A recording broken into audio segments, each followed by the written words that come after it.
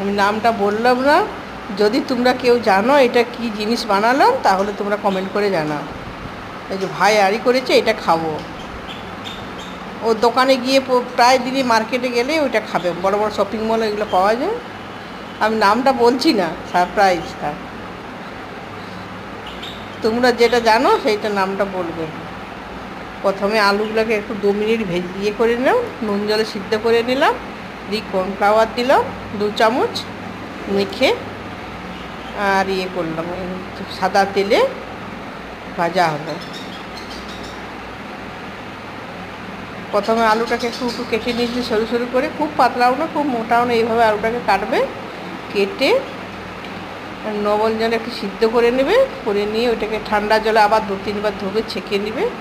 ছেঁকে 2-3 বার ধুবে, দিয়ে কর্নফ্লাওয়ার মাখাবে, সাদা তেল গরম করে এটা ভাজবে আস্তে আস্তে করে। ভেজে একটা মশলা মাখিয়ে, সস দিয়ে মশলা মাখিয়ে খাওয়া হয়। ভাইয়ের খুব প্রিয় খাবার এটা। কেমন হয়েছে তোমরা একটু জানাবে কমেন্ট করে। যদি নাম জানো তো নামটা বলবে তোমরা। টাটা বন্ধুরা।